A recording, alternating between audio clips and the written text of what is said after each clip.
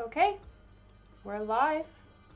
Welcome everyone to our bi-weekly stream playing Pharaoh. If you're new here, my name is Rachel. I'm an archaeologist, and my love of archaeology was partially inspired by playing this game as a child. So I'm playing through the levels while also talking about the real life locations and time periods that they are set in. And then we're working, so basically we're like working our way through Egypt's history, kind of like one city settlement level at a time. I do these streams before premieres of videos on the Inside Archaeology YouTube channel. So if you stay on the stream, you are going to get directed tonight to the premiere that's right after this. Today's video is Archaeology holiday gift guide thing. I think that's pretty self-explanatory, and it is a shorter video, so it's only gonna be probably like less than 10 minutes in comparison to like a 2-hour stream. Hi Joaquim, hi Viverka, welcome guys to the stream. It's good to see you here. I missed you on the last stream, Joaquim, and all your questions. I was very thrown off. So just to cover myself, we've started doing this kind of new thing where during each stream I have like basically pre-recorded my info segments that cover the dynasty, the king, the site that we're on, and any other aspects of Egyptian history that are either related to this level or perhaps people have asked about it previously and they want to know a little bit more. The way I'm doing it is I play the segments. They're usually less than 10 minutes and they've got images, kind of time to go along with them and everything. And then I play the game while those are running, and then afterwards I come back and we talk to the chat. I try to finish the levels in one go, but that's not always the case because, not gonna lie, I'm not very good at playing this game. I'm happy to take any questions you have. Can't promise I have the answers. I do my best though with Google. Please keep the chat respectful, because the purpose of these streams is obviously to have a little bit of fun and to learn something new. It's not to debate about ancient aliens, conspiracy theories. I have videos on those topics, so if you really feel like I need to hear what you have to say, you can go comment on those videos. I also have a list of references of like the images and the websites that I use to source my segments that I make. So those will get added to the stream after we finish tonight when it's like live as a video. If you've not watched any of the previous streams, you can find them in my playlist, Archaeologist Plays. And if you ask a question that I've already answered on like another stream, I'll do my best to redirect you there, although I've now done enough that I don't remember exactly which bits I've talked about in which streams. Last time, just as a refresher, we built the bent pyramid for King Sneferu, and we actually finished like the pyramid and I think maybe the level just as the stream ended and my new video premiered. So I've gone back and I've replayed it until, again, just before I finish the level. So we'll finish it and then we'll get you guys to listen to the mission briefing, and then we'll start playing. Don't forget to subscribe to the channel so that you can catch every stream and video that I do. And please, if you do like what I do here, please give me a like. They are very helpful for the algorithm and growing my channel. Anything that you can do to help engage and tell YouTube to recommend me to more people is appreciated. So also in previous levels, we have had an option to choose between one of two, which I've put to the chat. But this week, that's not the case. We're going straight from one level into another one. So we're going to go and build another pyramid for Sneferu today at South Dahshur. So basically, it's just like leading on almost from the last level.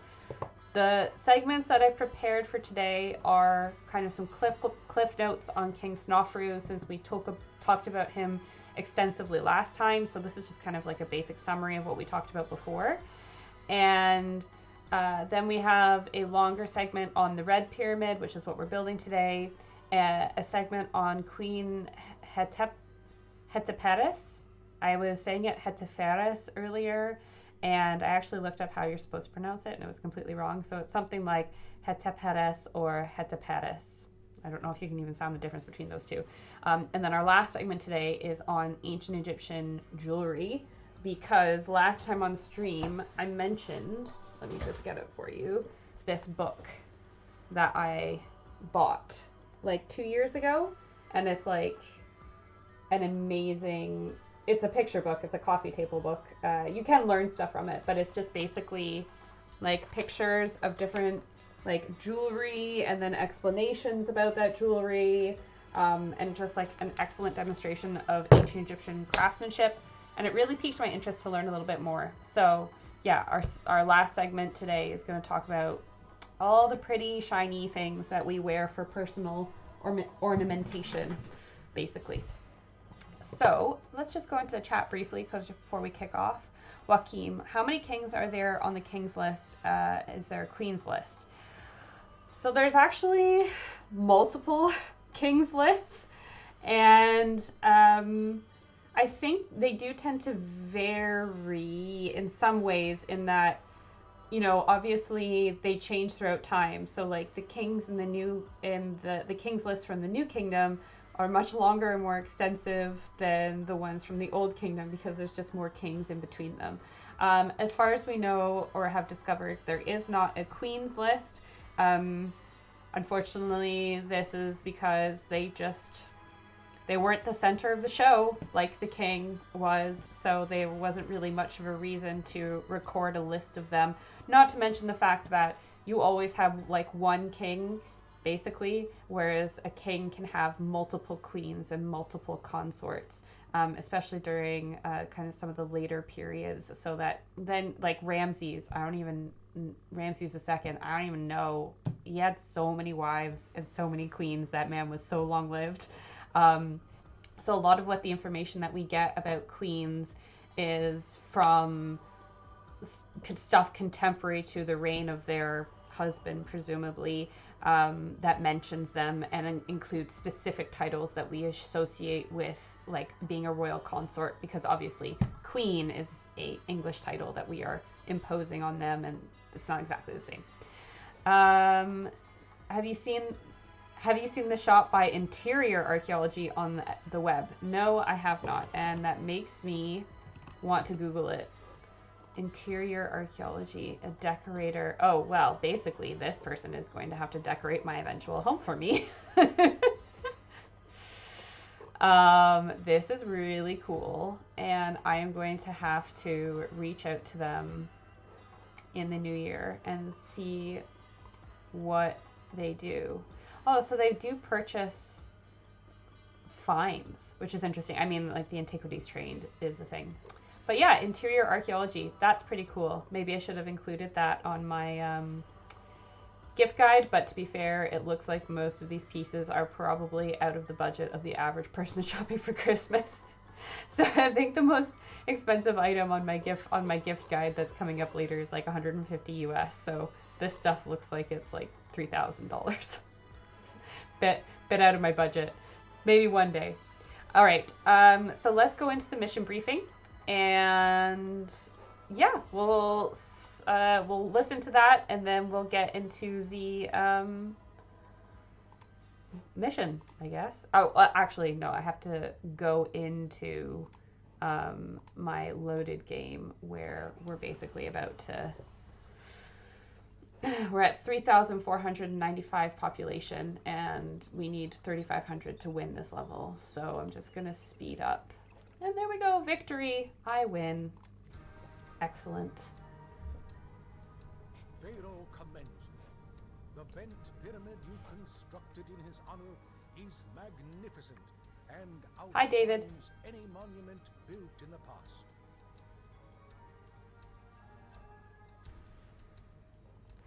Dun, dun, dun, dun, dun. All right. Pharaoh Snofruderivative has brought order to Egypt, and the kingdom now flourishes under his wise and benevolent rule. Snofruderivative wishes to undertake another construction project at Dahshur, even more ambitious than the bent pyramid already completed. Royal architects, surveyors, and engineers are confident they can construct an edifice whose sides rise in one continuous angle, culminating in a perfect peak. If successful, this will be the first true pyramid, and will be a worthy home for Pharaoh Snofru through all eternity. Pharaoh's wife, Queen Hetepheres, has recently given birth to a son whom they have named Khufu. Our people look toward the day of his eventual rule with much foreboding, for the seers of Horus, god of the Pharaoh, have predicted that he will show none of his father's benevolence toward our people. Though he will achieve many great things, they fear he will rule Egypt with unyielding tyranny. You may acquire wood from Byblos, since carpenters will have to build many ramps to allow workers to reach the summit of this great pyramid. Yeah, I don't know if you can hear my cat screaming in the background because it's almost her dinner time. She feels very, very strongly about getting her dinner sooner than she's supposed to. All right, let's have a just quick, brief look at the map here. So we've got some rocks over here, and we can build a limestone quarry, so that's good, but we don't have plain stone quarry, which means we're gonna have to import it from somewhere. Fun. We've got some fertile Nile River over here. We've got more rocks over here. Probably not gonna end up using that bit. We've got this weird little island bit with some of the year-round drop angles. So this is going to be, this area is going to be my like farming metropolis. Can you see that? Where is she gone? Hello. 1 second, I'll go get the cat. Go get the cat.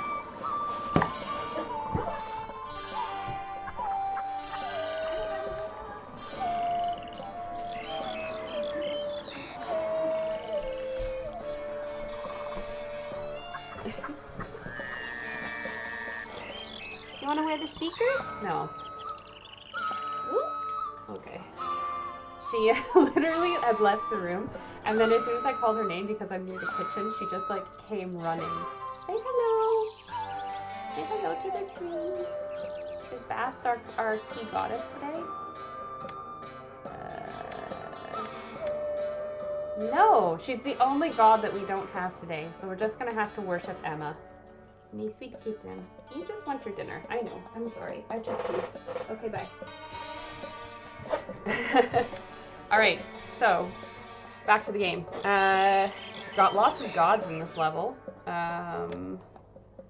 But our Ta is clearly our main god because we can make a temple complex to him. We've now upgraded as well to a town palace instead of just a village palace. Fun. Scribal school, well, we do have some military structures, so later I will focus on that. All right, I'm gonna start my settlement, and while I do that, I'm going to play the first segment for you. I've seen that Joaquim just asked how old my cat is. She is like 1.5. She's so cute. I cannot get over how cute she is. I love her so much. Anyway, let's start the first segment. Okay, we're going to start our segments today giving you the cliff notes about our king for this level, Sneferu or Snofru, who's the first pharaoh of the 4th dynasty. Estimates on the length of his reign vary from between 27 to 48 years. His cartouche/birth name, Sneferu, means he has perfected me. His Horus name was Neb-Ma'at, which means the Lord of Ma'at. He is most well known for building 3 pyramids that survive to this day, monuments which introduced major innovations in the design and construction of pyramids. Although he did not build at Giza, through constructing 3 pyramids, he moved the most stone and brick of any of the pyramid's kings, potentially of any of the kings of ancient Egypt. We don't know why he decided to build multiple pyramids.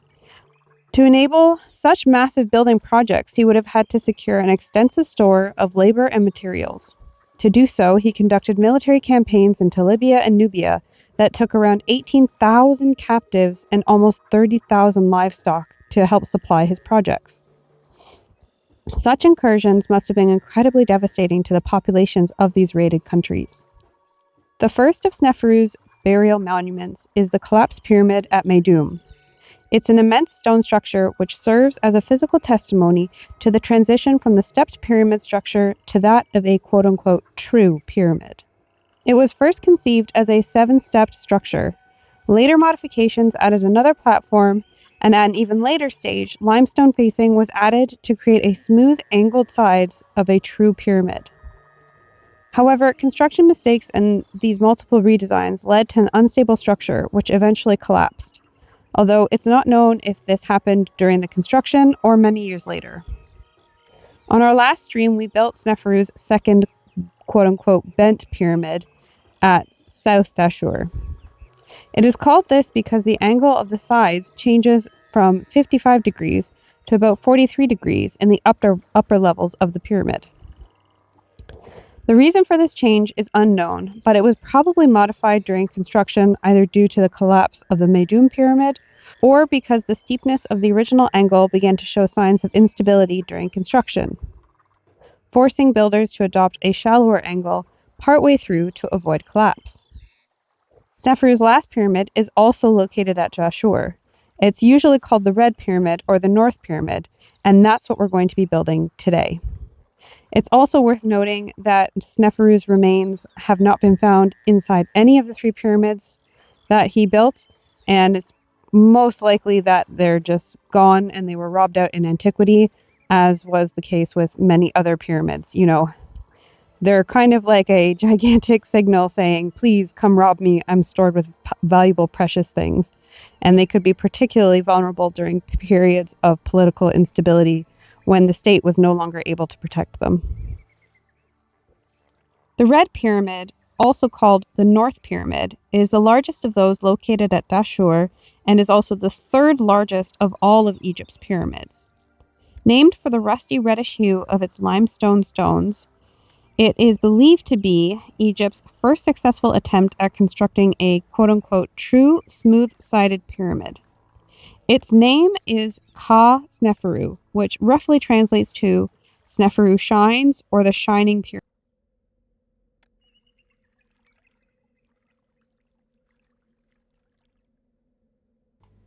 Sorry guys, I got distracted and let it go on into the next segment, but that's fine, no problem. Hi Valdis, how are you? Hope you're having a good evening. All right, I've got temples. I've got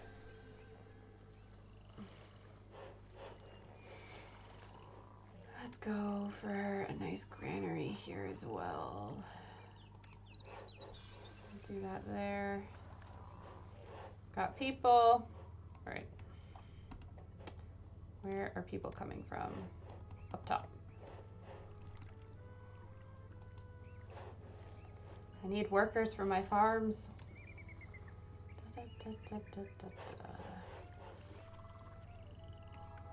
I'll also be making this into what I'm gonna call my industrial area.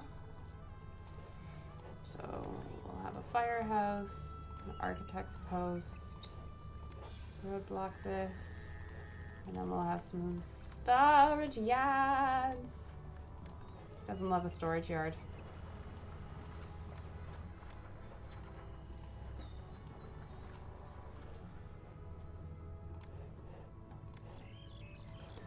I probably should have made my city on the island because it's going to be quite far from a dock. Because there's no dock here. Alright, I'm restarting. Because I think I basically need to make it on this island, my city. That's fine.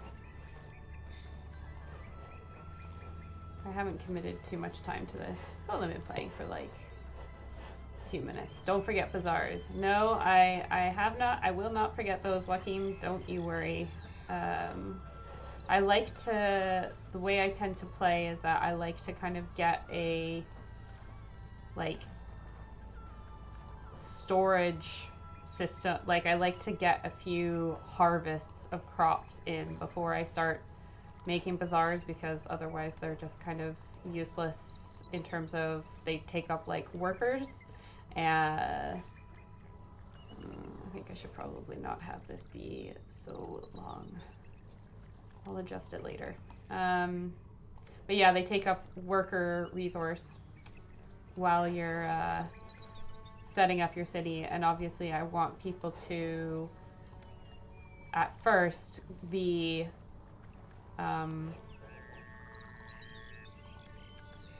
employed in farming so that they can make crops, basically.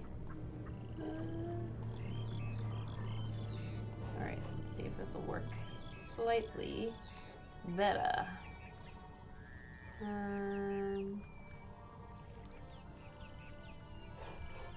Need to find a way. Water lift.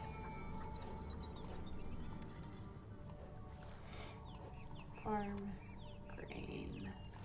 1, 2, 3, 4.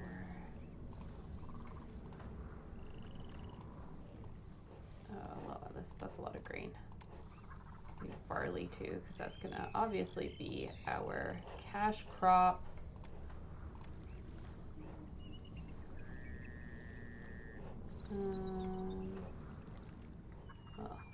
I'll do this, and then I'll have my work camp here, and I'll have my family of employees here.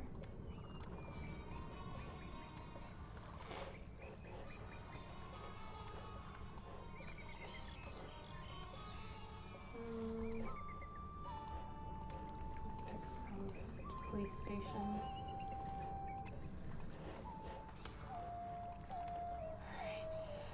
Temple City is going to be, or Temple Lane is going to be down here. Because if you've not been to the other ones, basically, if I don't do temples right away, the gods get really upset. They're just like, why haven't you worshipped me? You're supposed to worship me, blah, blah, blah. They get really annoyed. Right, so... Okay. So basically my only options for a trading dock are on here. So, I'm gonna make myself a dock district here. Basically, oh nice. This can work nicely for me, actually.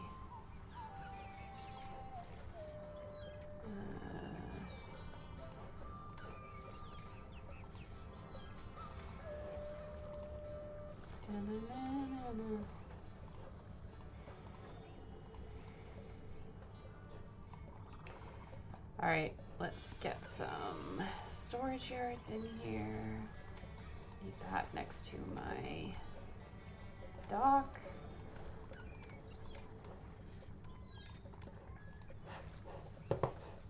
And let's see where we are. Need 30 employees, and I've got room for 144 people, so it should be fine.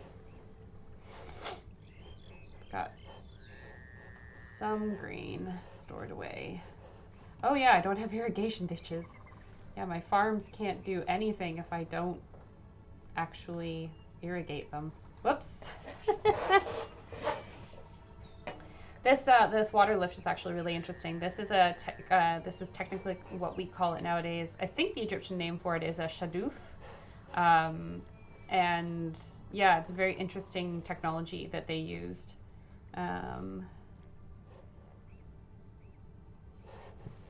I used to put down the farms first and then roads connecting them. Yeah, that's probably a better way of doing it. I don't know. I like doing the roads first. It kind of helps me like map things out in my head, so to speak. Let's take a look at our trade partners. So also, very interestingly, let's look at the map. So we're at Dahshur again. Over here to like just to the bottom right of it, we have the bent pyramid. You can tell it's the bent pyramid. Then we have the step pyramid here at Saqqara, which is a level we've played before. We've got another step pyramid at Meidum, and we've got Serabit Kadim, Meidum, and Abu and Salima Oasis for our trade partners so far. These guys buy beer. That's good to know. So does Abu doesn't. But these guys buy beer. So that's going to be my early source of revenue, is this trade route to Meidum. Because they also sell plain stone, so that's good. So I'm just going to start that trade route right away. And I'm going to put in a brewery so that we can start making some beer. I'm gonna put another farm in. Oh. I didn't plan this very well, did I? Well, I'm just gonna move the roadblock then, and we'll do it this way. Ha ha ha. Irrigation ditches.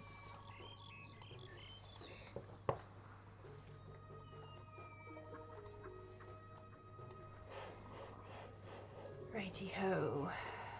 Yeah, priests. Those guys, they're always complaining, you know. Like, they've never gotten good news for you.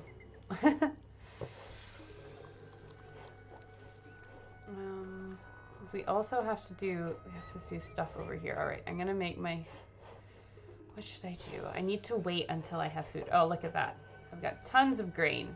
So let's put our bazaar in. And then once we start feeding people and we have, I don't know why I didn't put houses there. I'm going to add a few more people into my city. And then once everyone starts eating, we can build our quarry for quarrying our limestone. Perfect. I love when I have unemployment rates because it means that I can build other parts of my city. Fantastico. All right, let's do some raw materials.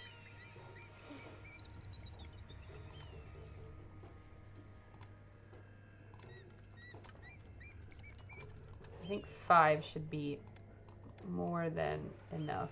Oh, don't like when I have a little round thing. Those always confuse all of my walkers, and then they don't end up going where I want them to. Right, connected these guys. Let's do a roadblock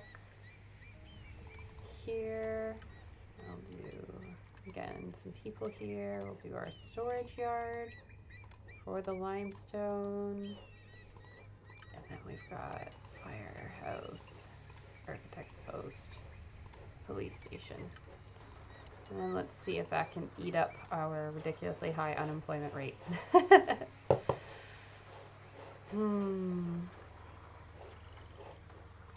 We also don't have clay. That's annoying.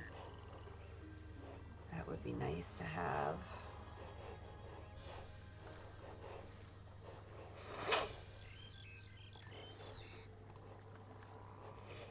Right. I'm also, so our monument, large pyramid.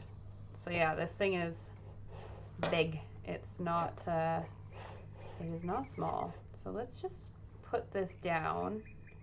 Why is this being weird? It like literally doesn't want me to put it anywhere close to that road. It's very strange. Okay, I'm gonna put it down here.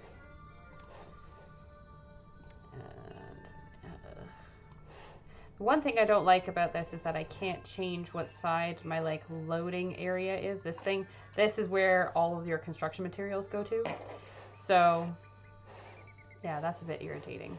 But I'm also going to start my second neighborhood over here because I need 3,000 people for this mission. So that's not going to be accomplished with a single neighborhood of people.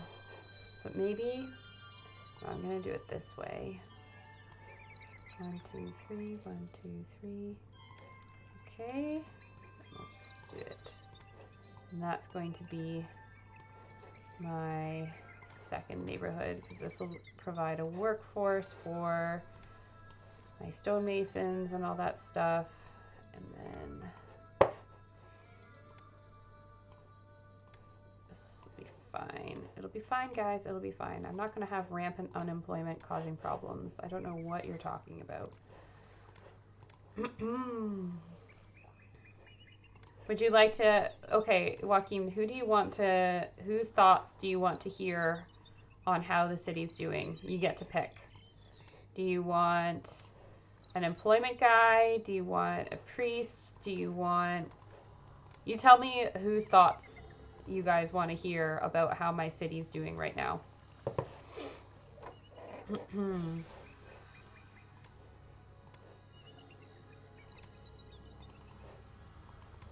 also going to do a roadblock here.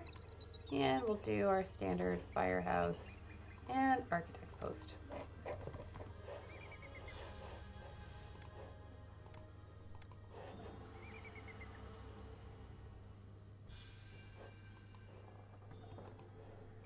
%.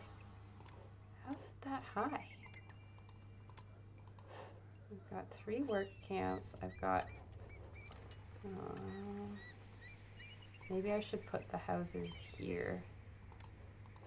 And then...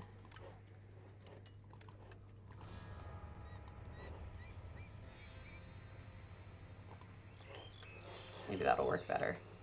Okay, let's also put in some more breweries so that we can start exporting some beer, because I'm down to 2,000 deben, and I do not like to run out of money on these games. It is weird. All right, a priest check.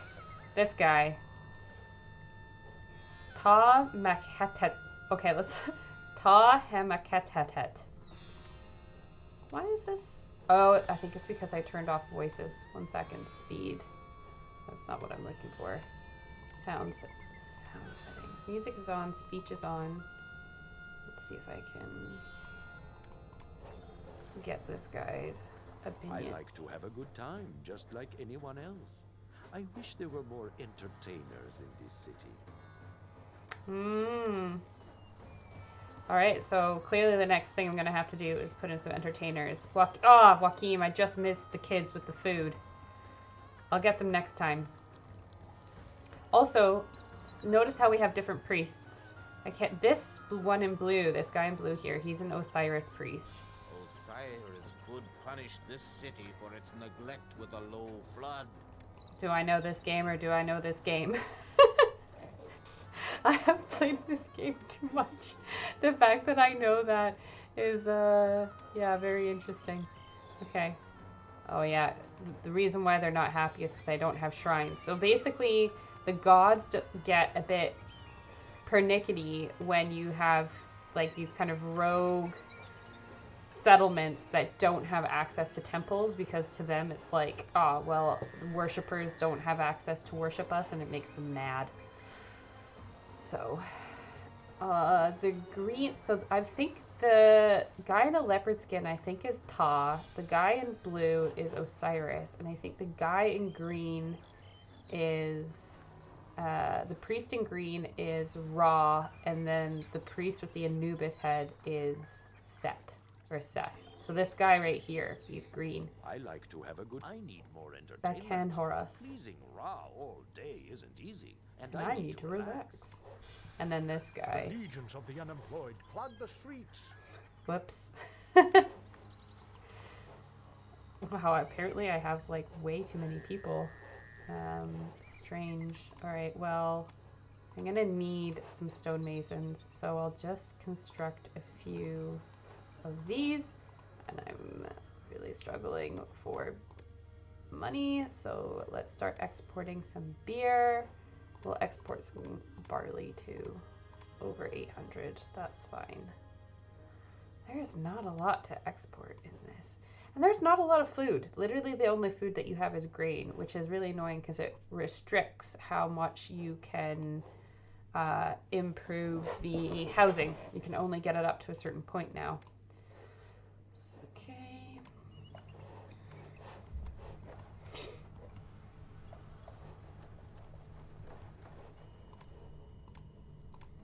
19%. Also, this is where I'm going to put my village, my town palace, which I can't buy because I've got 802 deben, so not great. All right, we're down to 15% for unemployment though, so that's not too bad. Ooh, these farms, they're not looking good. Let's do some irrigation station. Let's irrigate these farms so that they're not so dry.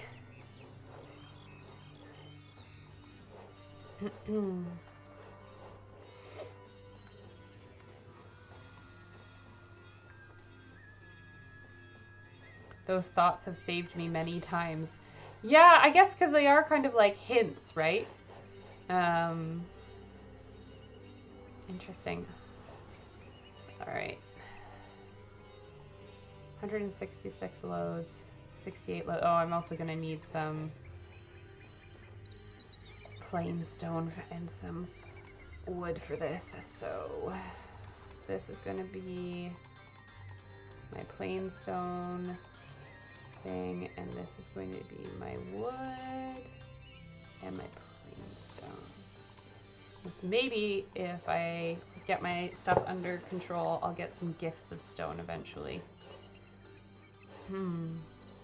Right, so the workers are clearing the ground for the pyramid. I've got almost one full storage thing of limestone. My food levels aren't great, but I mean, c'est la vie, I guess. 77, 67. Jeez, 74, not too bad, okay.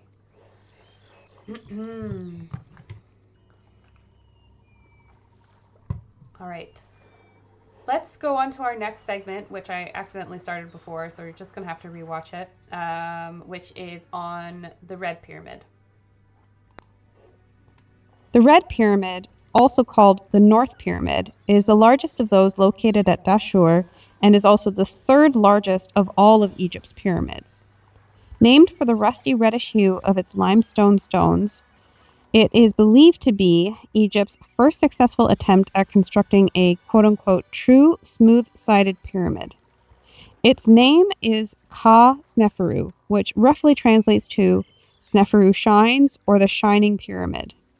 It is located approximately 1 kilometer to the north of the Bent Pyramid, and its sides have the same shallow 43-degree angle as the upper section of the Bent Pyramid.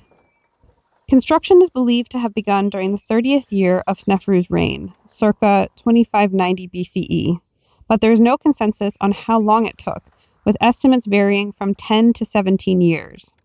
These estimates are based on quarry marks and graffiti found at various phases of construction. These graffito consist of inscriptions in red paint naming the working gangs who constructed the pyramid, and also found was the name of Sneferu in a cartouche. Roughly every 20th stone was inscribed, and dates were also written on the backs of these blocks. An inscription on one of the foundation blocks dates the beginning of construction to the 15th census count undertaken during Sneferu's reign, perhaps equivalent to his 22nd or 29th year on the throne. 2 years later, 6 layers of stone had been laid. Within 4 years, 15 meters, or about 30% of the pyramid, was already completed. The disagreement in the length of time it took to build comes from differing views of when the census was done. It's unclear if it happened every year or every other year, so once every 2 years. The finished monument is 105 meters high and 220 meters wide. The fragments of a capstone were discovered around the base. It has been restored and is now on display at the site. Each side of the capstone had a slightly different angle. Such mistakes remind us of the human elements of constructing these monuments.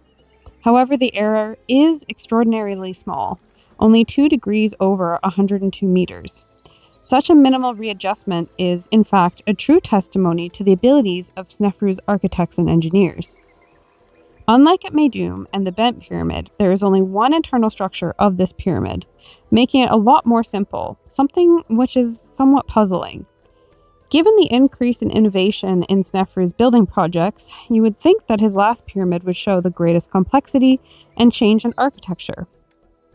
Some of the internal innovations that the previous pyramids boast seem to be missing in the king's last monument. Although the chambers and burial vaults are all present in the monument's main body, no ascending passageway has been excavated, nor is there evidence of a western entrance or diagonal portcullis. While researching for this segment, I read a theory on the Red Pyramid's Wikipedia page that was put forth by an author called J.P. Lepre, who is convinced that there are secret chambers waiting to be uncovered within the Red Pyramid, which may contain the yet undiscovered remains of King Sneferu. This theory comes from his book, The Egyptian Pyramids, a comprehensive illustrated reference. While this seems an exciting possibility, especially given the work being done scanning the Great Pyramid at Giza with muon tomography, looking further into this author, it seems he has no qualifications in Egyptology or archaeology to back up his assertions, and he's only published this one book in his entire career. I also found an academic review of his book in the Journal of Antiquaries, published by Cambridge University, which said it was full of errors and should be considered unreliable for serious research.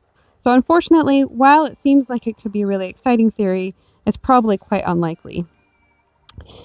In contrast, the German Egyptologist Rainer Steidelmann excavated at the Red Pyramid for over 20 years. And he's passed away now, but he is the one who's responsible for a lot of what we actually know about the Red Pyramid. It was his team that found the graffiti and the foundation inscriptions that were able to allow us to theorize and look at the length of the construction of the pyramid. And he is really kind of the authority on this particular burial monument and is also considered an expert in the archaeology of the Giza Plateau.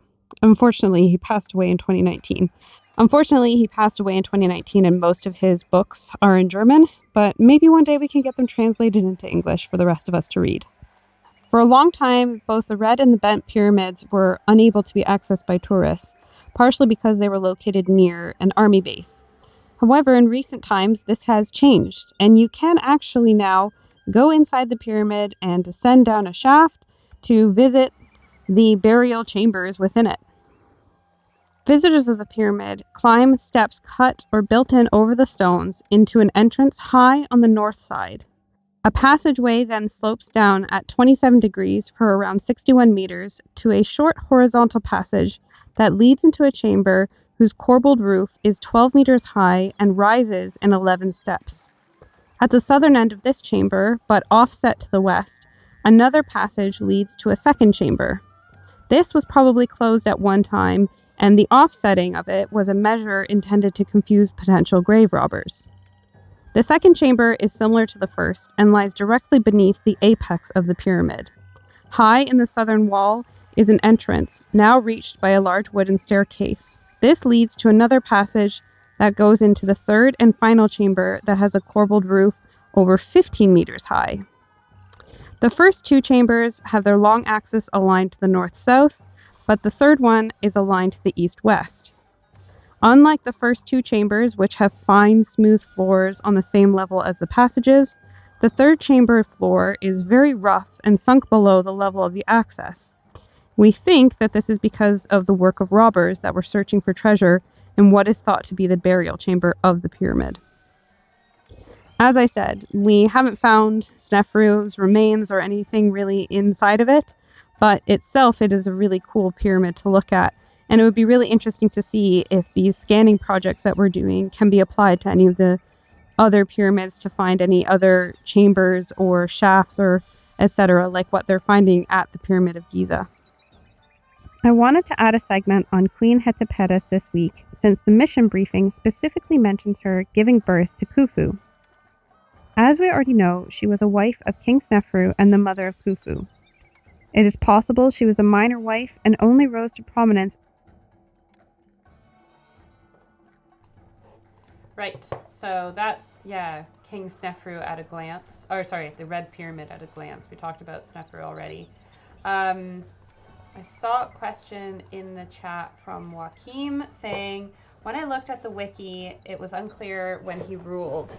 Any updates on that? Yeah, I mean, I probably looked at the same page as you. This is maybe a topic that I'll go into a bit more depth on the next stream, because I thought it was quite interesting that essentially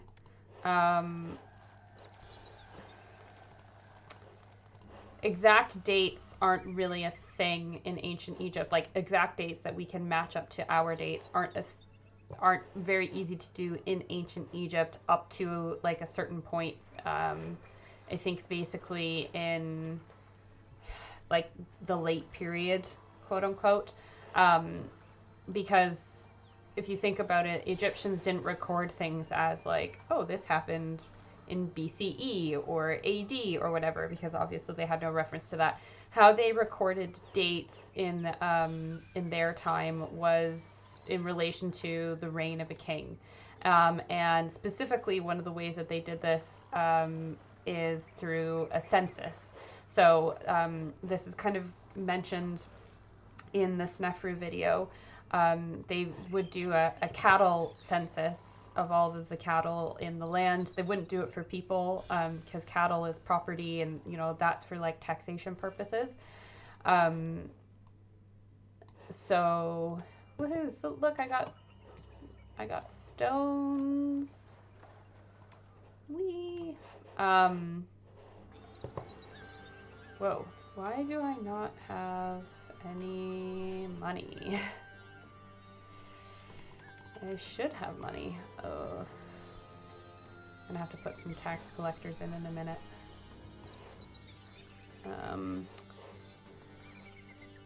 Yeah, basically they recorded their census. That was how they did their like taxes, and it's and the reason for like the variation in a lot of dates of different kings is because we're not sure if I think it varied throughout different reigns at different times, whether they were recording these dates every year or every other year, so every 2 years. So that's why, for example, with the Red Pyramid, some people think because we have these foundation stones that talk about this happened in the 15th year of King Sneferu, and then this happened in the 18th year of King Sneferu. You know, it can be either 10 years if they are doing it every year, but if they're doing it every other year, then it could mean that it's like 20 years. So that's where a lot of the discrepancy comes from. And there is a lot of people that debate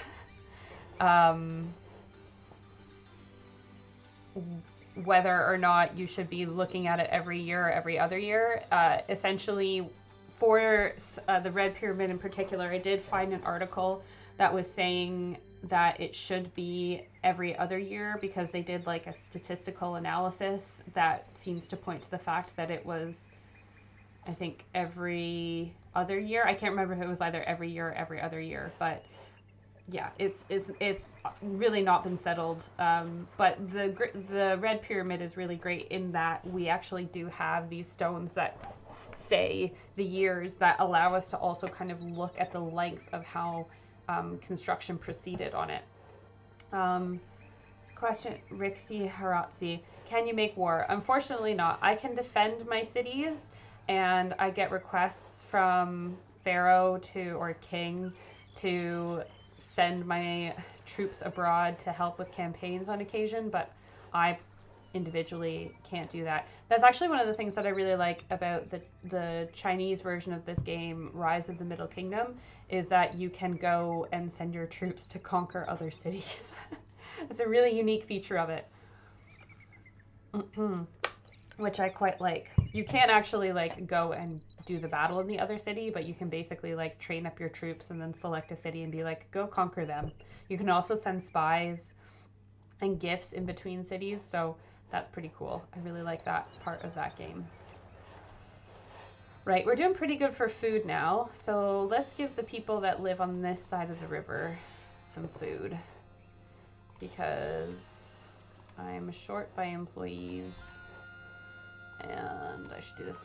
If I make Osiris happy, maybe my floods will be good.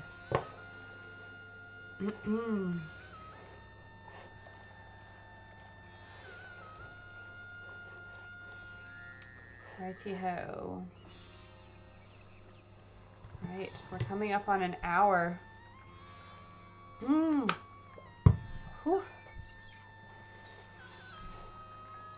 we're basically going to be doing like a segment every half hour.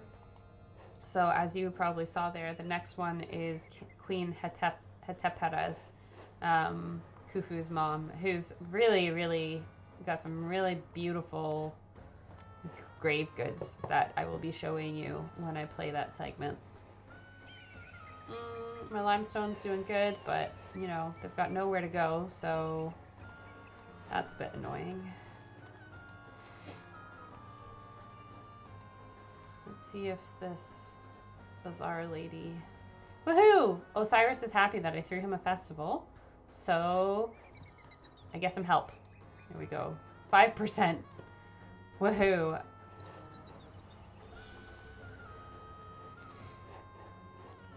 And I've got some people coming in. Like that.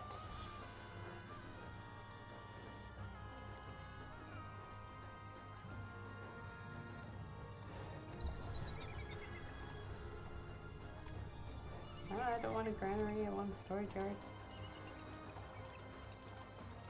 Plainstone. Sweet.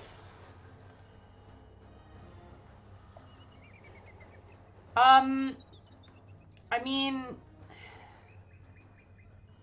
no, because they wouldn't have, the kings wouldn't have had necessarily the same name. So, like, there wasn't, like, if you think about it, we do have kings who have the same name in terms of, we have, like, Tutmosis. The best example that I can think of is Tutmosis the first all through to the fourth. I don't know if there's a fifth. And then there's lots of Amenhoteps. There's lots of Ramses. Like, we get up to Ramses the 11th, etc. You know, we call them that because that's our kind of conventional naming system that we tend to use for monarchs. But as I've kind of spoken about before, Egyptian kings all had different names. Like, they had not different names, they had multiple instances of names. So they generally, throughout history, developed to have 5 different names. So that's one of the ways that we differentiate them, is that we're, you know, we can tell that, you know, Tutmosis the first has, you know, this Horus name, but all of these other names are different. So, that's how you tell the difference. So even if there were 2 Sneferus, that you would still be able to tell that it's a different king, because there would be different, like, Horus, Golden Horus, or whatever names, basically. Not to mention that you would have, like, partly through a reign, you know, it would probably be kind of confusing that you would have the 50th reign of Sneferu, and then all of a sudden it's like the first reign of Sneferu. And you would use other dating methods as well, obviously, to be able to tell the difference. So we obviously don't just rely on the names of kings to date things. We use other methods as well. It just depends on, you know, sometimes things line up really well for those, and sometimes they don't. That's why with the earlier dynasties it's a bit more confusing, because those kings have less names. The later kings tend to are the ones that have 5 names, but the earlier ones maybe had 1 or 2, and obviously we also don't have as many records, so it can be difficult. Okay, so these Bedouin are just like coming through and absolutely ruining my game. Oh, that is not the level. Okay. Crap. Oh, I so wanted to get away with this without having to get infantry, but I really should have made an infantry fort. We'll see how this goes. This is not good. These guys are just gonna basically cause havoc. Fun. Oh. I need to build a carpenter's guild. I don't know how that... Oh, it's because I got help from a god. I was like, where did that ramp come from? That's why. Oh, they destroyed my thing. Now I can't collect taxes. What a bunch of dicks.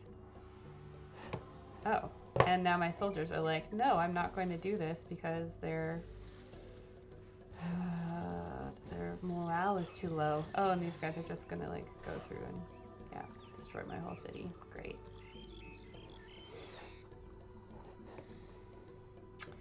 Suppose that this is period accurate because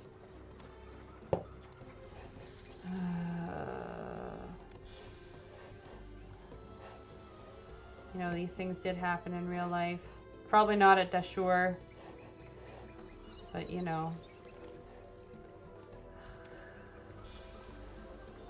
This is so annoying.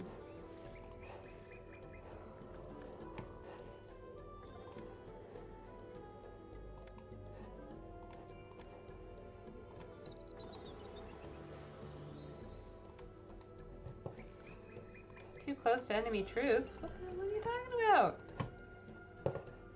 Also, can these guys, like, get it together? Your morale is you're frightened, yeah. You got your butt whipped, but now you've got, you know, strength in numbers, so... I wish Seth would come and flip and destroy all these Bedouin guys. Jesus.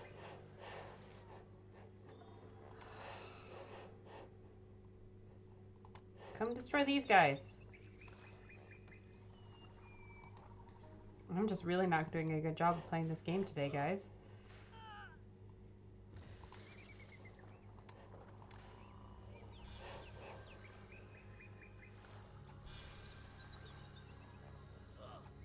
Okay, I've killed a bunch of them. Now I have to rebuild my whole city. Fantastic. So annoying. Oh, I destroyed my granary? How rude. My storehouse. Special orders. Except grain. Yeah.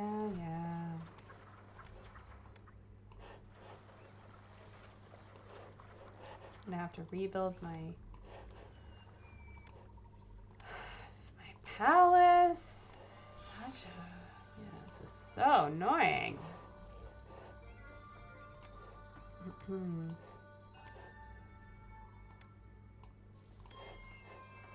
Basically all of these guys are dead.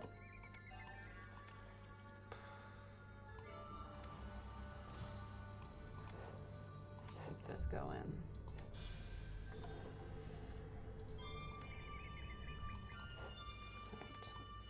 Move around and see what else do I have here. I need my police station. Tension. At least they didn't go after my quarries. And I'll just have to suck it up and make an infantry bit. Unfortunately. Yep. And I'm in debt. Oh, apparently this time I can't get extra money. That's not helpful. Why? I'm not even importing anything. I'm just exporting things. Oh god. Gotta empty this into my granary and then only accept half. Jeez.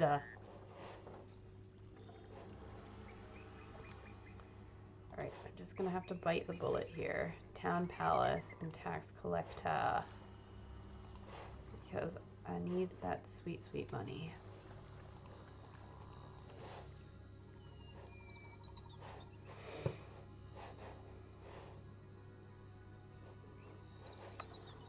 What else can I sell here?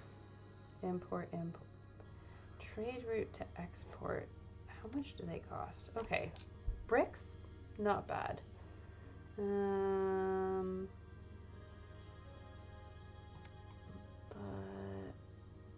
I can export this. So I need to make some linen, basically. They don't buy it, though. They buy it. Oh, that's a bit steep. We'll see where we can get with my breweries. And then, actually, I'm gonna do this when it's like over 1,000. because then I'll get more beer. Blah blah. Yeah, yeah.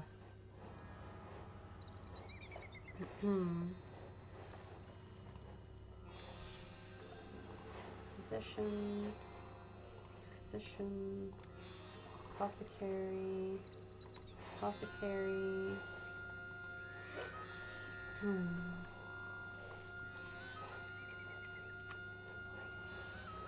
Alright, I'm also going to make this a little industrial area. And let's start importing some stuff too. Alright. You can accept reeds and papyrus.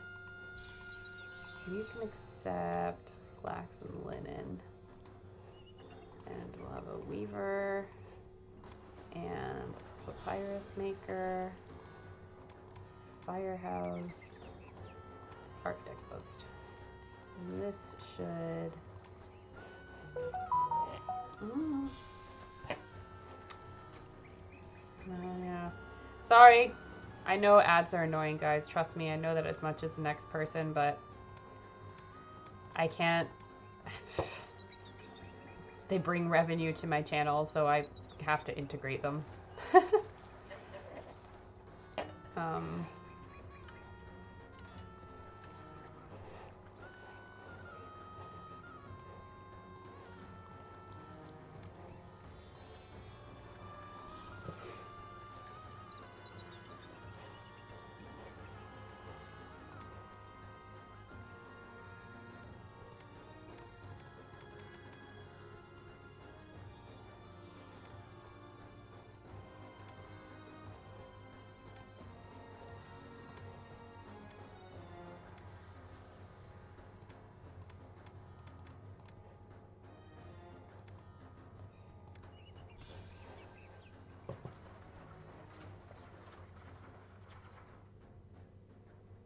Oh, I didn't realize that debt screws me over. That's not fun. Not cool, man.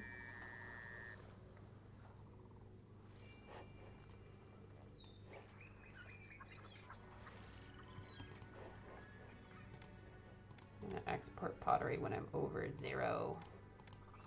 I just basically gotta try and sell as much as I possibly can and also get taxes. I'm making some progress. Alright. Let's export this bad boy when he's over 0.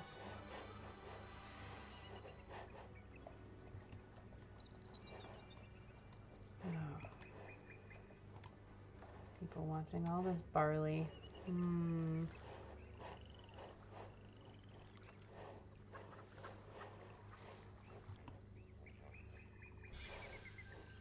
Right? Okay, we're slowly but surely running out of, well, getting myself out of debt. How typical. Oh, apparently I have weapons. That's interesting.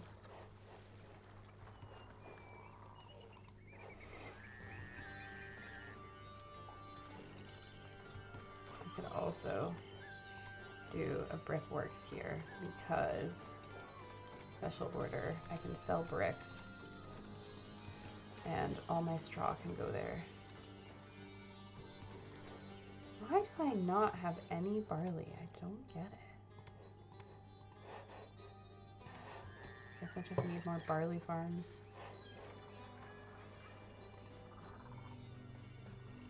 These guys grow at like an absolutely glacial rate.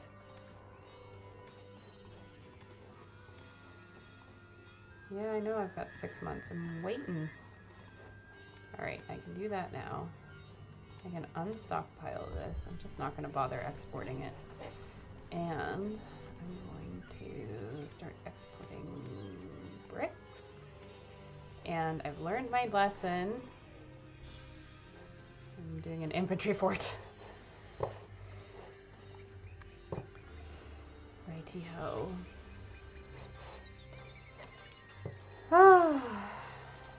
How was everybody's week? As we wait for our next sections. Is everybody excited for Christmas or holidays? I am wearing a holiday sweater today. It says "Merry Christmas, you filthy animal" from Home Alone. Oh, that's not good. Which also is something that kind of applies to archaeologists, to be fair. I feel like "Merry Christmas, you filthy animal" is definitely something you could say to an archaeologist. Sweet, I've got more plain stone. Oh, it's because, yeah, I don't have wood. This is why I'm gonna import 100 of these. That's why my stonemasons keep disappearing. Okay. The Libyans aren't so bad. It's these Bedouin armies that I apparently have to watch out for.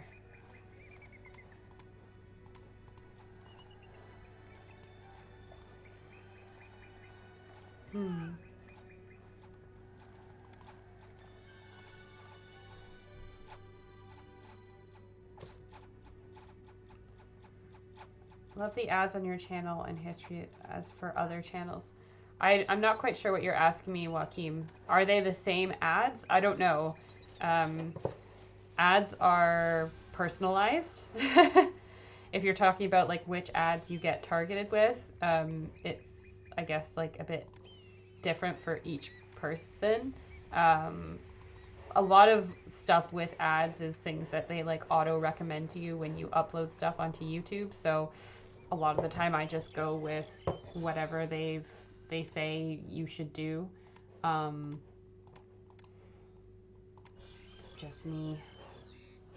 All right. I know why Ta is mad. He's mad because I have a house here that doesn't have any access to shrines or gods. So I'm gonna shrine this place up.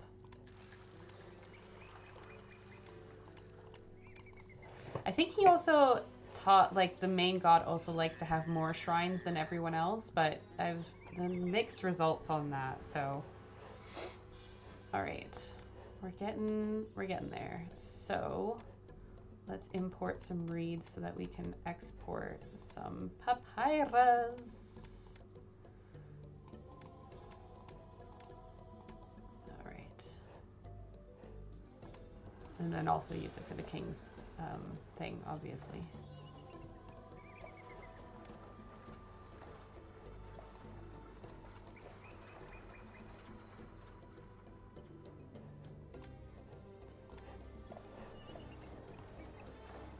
Okay, wood. Oh. What? That's strange. The wood guy, just like the guy delivering wood, didn't deliver the wood. Let's see if I can do it this way. Maybe I need 200. Let's try it that way. What? I'm starving. I'd rather be looking for food than workers. I think that I have like a storage yard that just eats stuff and doesn't, it's like bugged. That's why I've deleted it. Let's see if I can do this again.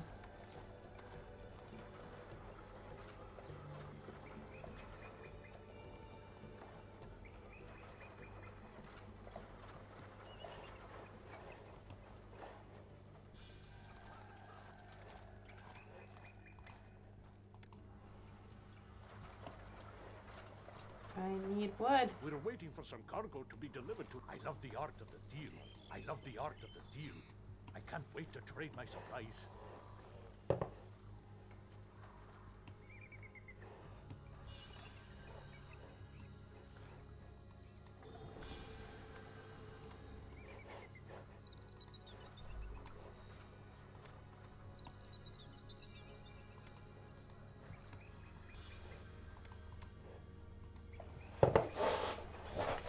Basically, my pyramid can't progress because my carpenters don't have any wood to be able to make ramps to get up there, but I don't know where this pinch point is happening.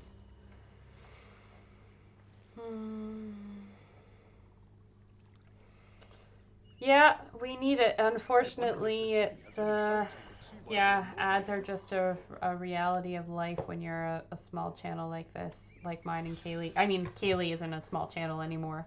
Well, I suppose she is. I would say she's like a medium-sized channel. I think she's almost at like 200,000 subscribers, which is actually crazy. And well done for her. I'm very envious. I haven't had that video that's that like stroke of luck that just like all of a sudden brings people to you. Like, as I've said before, I've gone viral on Instagram, which effectively doubled the amount of people that follow me on there, but I've just not had that happen for me on YouTube yet, which is... Alright, this is Wood Guy. Let's see what he has to say for This himself. city is suitable enough. I have to go clear across the city with these goods. It'll take all day. It'll take all day. Yeah, it will probably take all year as long as you get it to where they're supposed to go. Alright, I'll do a grand festival for Ta so that he's not so annoyed with me.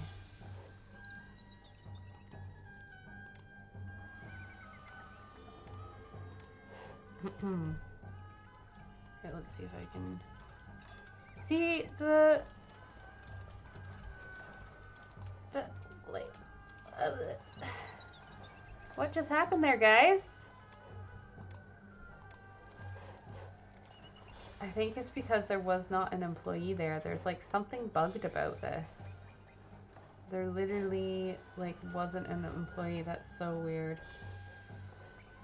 Oh, I really hate that I'm gonna have to just continue waiting for this. Alright, there's another guy. Let's see if we can do any better here.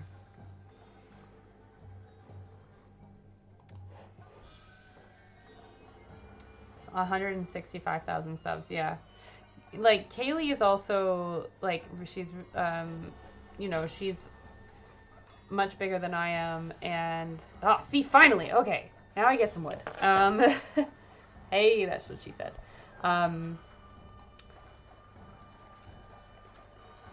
She's like, I think able to derive an actual income from YouTube, which I'm very envious of. Basically, at this point, every time that I get money towards my channel, if that's like through Super Thanks or through Ko-fi or whatever, I spend it back on the channel. So that's what I'm going to talk a little bit about in my end of year roundup stream that I'm planning at the end of this year, basically in the end of December. I want to just do a stream kind of talking about the channel and everything for the year and see what people want me to talk about next year, because I'm obviously very open to ideas. So, you know, start writing your wish lists now. I'd really love to be able to grow the channel so that like I can derive even a small income for it. I very much doubt it'll be enough to be able to support me completely, but it would be nice to be able to afford like a subscription to Premiere Pro or like a professional editing program and various other things. I think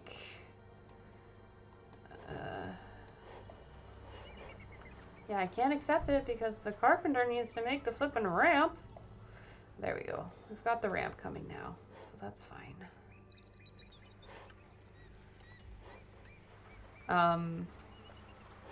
Yeah, Kaylee's, yeah, she's able to have income from her channel, and that would be nice, but I don't really have any illusions that that's going to happen for me unless I start putting out basically almost all conspiracy theory / ancient alien content, because that is what drives clicks.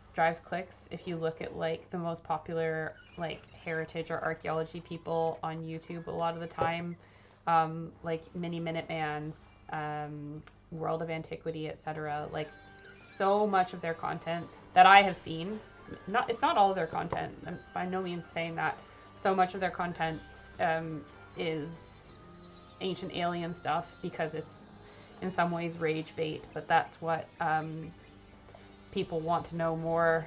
Not feel like that's disingenuous. I don't want to say that people want to know more about it, but that's just something that I guess a lot of people are interested in watching videos about, whether or not it's being debunked or proved, etc. Yeah. Yeah, Kaylee and I collabed to promote my channel, which was good. I did get it's really interesting though, like if you kind of look at it, like the analytics or the metrics of it all, what's going on here?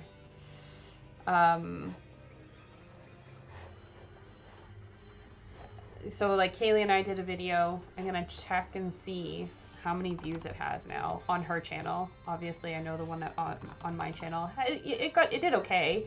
It did much better than my usual like Ask an Archaeologist interviews. But my one with Kaylee was premiered a month ago and it now has about 12,000 views on it. And right after her video, I think I had a boost of about 1,000 subscribers. Sorry, 1,000, 100, 100 subscribers, which is great. But if you consider that her audience is 100,000, of that, like 100 people subscribed to, that's basically 1% of her audience came over to me. So I need to find, or that's also like 10% of the people who watched our collaboration together then went and found me.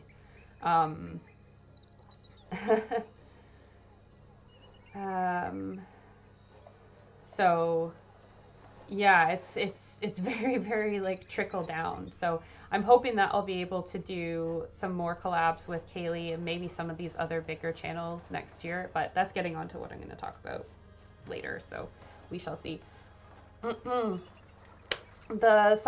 editing software that I use is Lightworks, free, the free version. I would like to use Premiere Pro or even a Lightworks Pro. I think Adobe is probably better because it'll come with maybe some of like the stock libraries.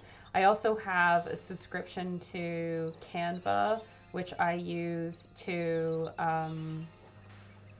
make a lot of like auxiliary stuff for my videos. So for example, some of the like intro bits on my archaeology news I make on Canva, or like some of my graphics I do on there.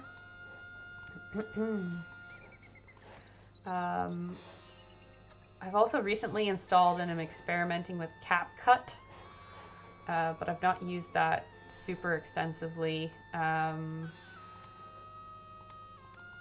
Short form content and Instagram videos are like the bane of my existence because I am married to an engineer who has rubbed off onto me this idea of things being efficient, and recording videos and making them for Instagram, I know it looks easy, but it is not efficient if you do it on a phone. Maybe I just don't do it enough, but it actually drives me crazy.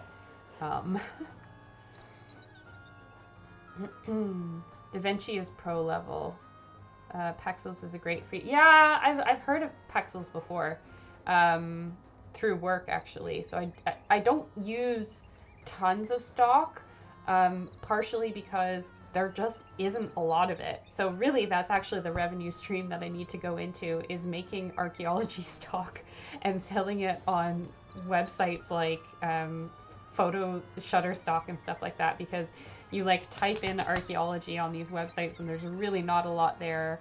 A lot of what I actually use in my videos, like a lot of the images, for example, that you are gonna see on my segments today are either from Wikipedia because they're from the Creative Commons licenses, or they're from like museums, like the British Museum, which, I mean, copyright on that, I give them all credit, so I think it's okay, and nobody's asked me to take a video down yet. And obviously as well, like, it's not like I'm using their content to promote stuff that doesn't agree with their values as an institution. So I would hope that they don't, that my content aligns with their things. But yeah, copyright is it is a beast to deal with. I'd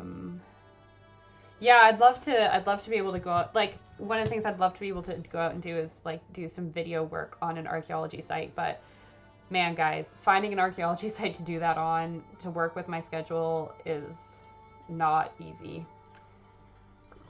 I reached out to a few digs this summer to see about being able to like participate, and was even volunteering to like help run social media. Also, like as a archaeologist, like I am, I would like to think better labor than the average student because I have a lot more field experience, but all of them basically said no, which was really annoying.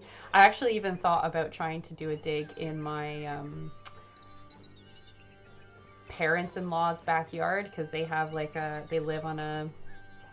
have property, they own a house, they have a nice big yard in Scotland, in rural Scotland.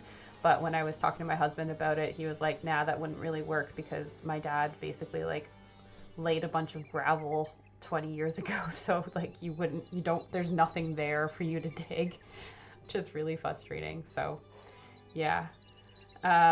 What inspired you to get into archaeology? This game.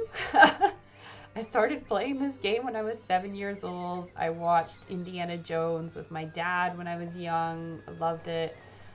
Tomb Raider.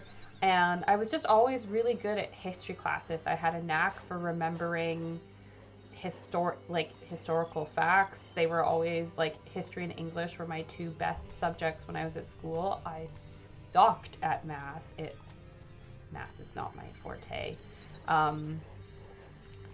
And so when I was choosing universities, I just saw that there was an archaeology program, and I was like, ooh, I'd like to do that. It's all kind of snowballed from there. Stefan Milo, yeah, I have to reach out to him too. I've heard of his channel a few times. This is something that Kaylee's really good at, and I'm not very good at, is like, she's really, really good at reaching out to other channels and seeing if they want to collaborate, and kind of just like being really social. Whereas like I'm really insular. I think some of it is a bit of like imposter syndrome. Also the fact that like reaching out to a bigger channel, like I know that they essentially have no incentive to partner with me because it doesn't really benefit them, because they're bigger than I am. So like I kind of start off with like a mindset of like, oh well, there's nothing in this for them, so they're not gonna do anything with me, which I know I need to get over that. All right, I'm gonna have to import some plain stone. Gonna bankrupt myself if I import for that many blocks. Also, I'm just looking at the time, and we've got 2 segments left to go through for today. So I'm going to start playing this game and see how far I can get this going in the next 40 minutes before the show premiere. And then, so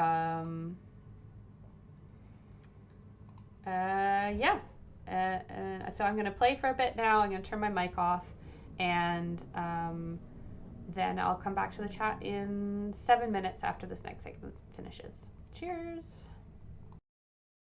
I wanted to add a segment on Queen Hetepheres this week, since the mission briefing specifically mentions her giving birth to Khufu. As we already know, she was a wife of King Sneferu and the mother of Khufu. It is possible she was a minor wife and only rose to prominence after her son ascended the throne. Her titles include King's Mother, Mother of the King of the Two Lands, Attendant of Horus, and God's Daughter of his Body. This last title could mean that she was a royal daughter from the 3rd dynasty who carried the royal bloodline from one dynasty to the next. It is thought that God's Daughter of his Body refers to her father, King Huni. It's worth noting that it's entirely possible that Sneferu was either her half or full brother, as we don't know if he was Huni's son, or from a completely new family. How the dynasties were divided is a topic that we covered on our last stream, but to summarize, the dynasty system and how they were divided was invented in the 3rd century BCE, over 2,000 years after the 4th dynasty, so it's not always correct on when a new family rose to prominence and when there was succession from one to the next. Hetepheres is most famously known for the discovery of her grave and grave goods. In 1925, the staff photographer of a joint expedition of Harvard University and the Boston Museum of Fine Arts excavating at Giza noticed a patch of plaster where he was expecting limestone. The team then cleared the area and removed the plaster, revealing a deep shaft going underground. They followed it down 85 feet before reaching a masonry wall, which, when penetrated, revealed a room full of a jumble of grave goods, including a white alabaster sarcophagus, gold-encased rods that were used to frame a tent or a canopy, gold furniture, wood furniture, and more. An inscription identifying Sneferu was also found. Contrary to newspaper reports at the time, this only meant that the owner of the tomb had lived during the reign of Sneferu and wasn't the king himself. The excavation leader concluded that this represented a secret reburial, possibly because robbers had gotten into the original tomb. By April, he had identified the owner of the tomb as Hetepheres.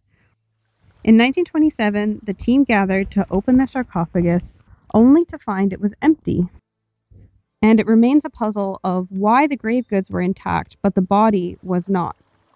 Several theories to explain this have been put forward. The original excavation team thought that Hetepheres had been buried near her husband's bent pyramid in Dahshur, and this was broken into shortly after her burial, during which time the robbers opened the sarcophagus, stole her mummy, but fled before collecting the rest of her treasures. Then, in order to avoid the wrath of the king, the officials responsible for her tomb told Khufu that her mummy was still safely inside the sarcophagus. And Khufu then decided to have the sarcophagus and all of his mother's funerary artifacts reburied at Giza near his own pyramid. A second theory posits that the Giza tomb was the original and the second tomb was the pyramid at Dahshur, where the mummy of the queen was placed when the pyramid was completed, while some of the grave goods were left behind in the Giza tomb when the queen was reburied. A third possibility is that the Giza tomb was meant to be the final resting place of Hetepheres, and that the mummy was robbed from that structure shortly after her burial.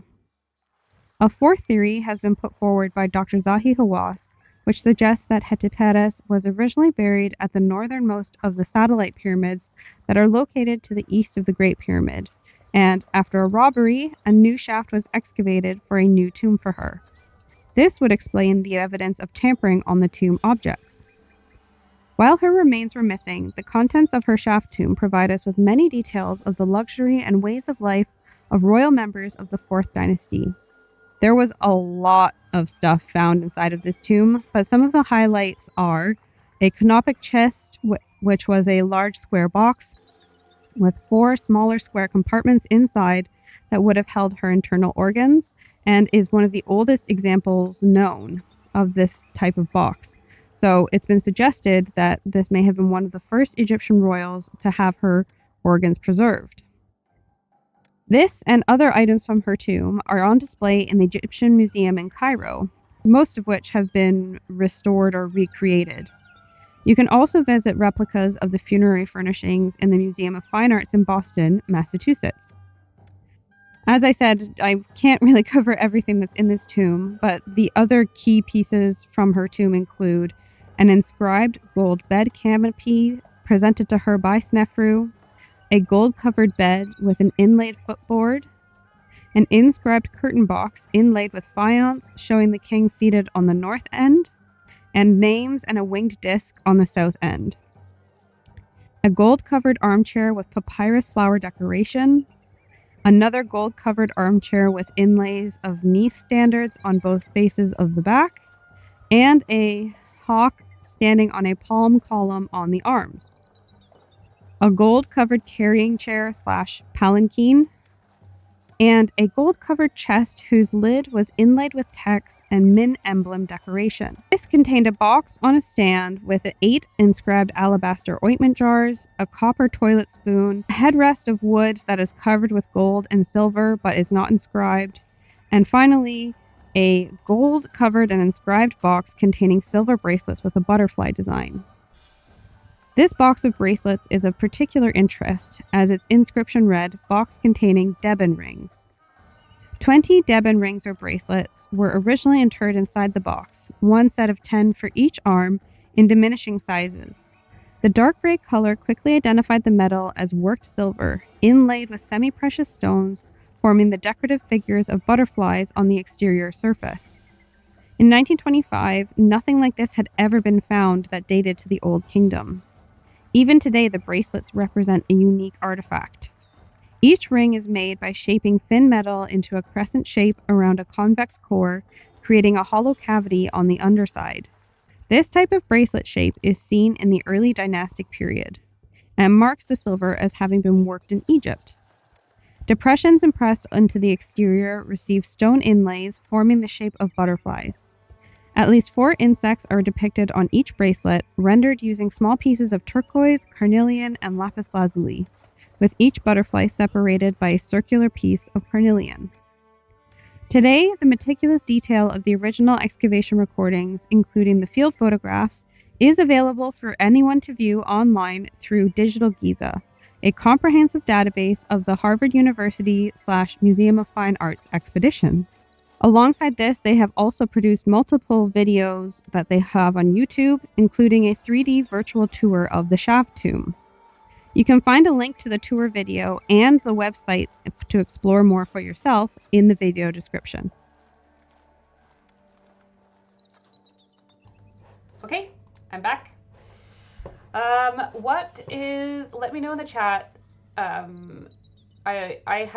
I knew kind of like about the Hetepheres tomb stuff. Like that is like a famous find of that. I have seen models of like some of the furniture and stuff before, but like the researching what was found in her tomb was absolutely insane. What was your favorite object that I just featured that was in that segment from her tomb? I also have some stuff in the chat. You can collaborate on those Neanderthal tools. I suppose, but Neanderthals aren't really my area of expertise, but I'm happy to collaborate on anything. Johnny Demand says, that's awesome. Can relate. Any advice for someone starting out in archaeology? Johnny, that is basically my entire channel is, and that's what my channel was kind of like founded on, was giving people advice on getting involved in archaeology, either as a career, as a student, a volunteer, whatever. So basically, if you look through my videos, you will probably find something to help you out there. My most popular one is how to get a job in archaeology. It is kind of UK focused rather than US, but the broad principles are the same. I also have videos on the pros and the cons of being an archaeologist, because contrary to popular belief, it is not all treasure and whips and fun gunfights and lots of travel. It's a lot of early mornings, mud, very interesting weather conditions, and sore joints, so to say. Joaquin's also asking, would you like to collab with Erica Gutsick Gibbon? I don't know who that is, so I'm going to look that up.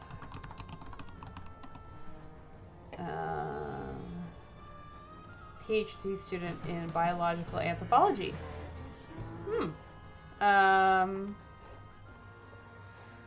Yeah, I could maybe look at doing something with her, but she's a biological anthropologist, so it's a bit different than an archaeologist. She seems to focus on, again, stuff that's like much farther back in history than archaeology, but yeah, I'll add it to my list.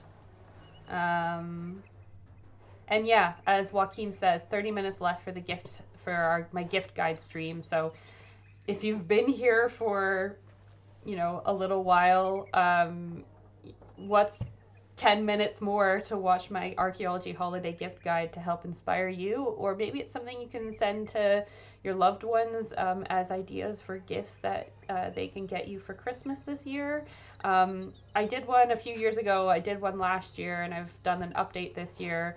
I have 5 gifts for each one, because there's just not that many people making like archaeology themed stuff. This is kind of something I've always come across that's always really frustrated me. And if I ever had the chance to fix that, I would.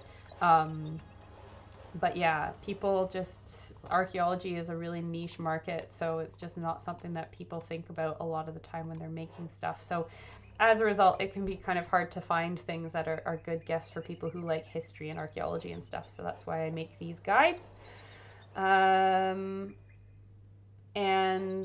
Also, there is a discount code, UK only, in the video, so keep an eye out for that.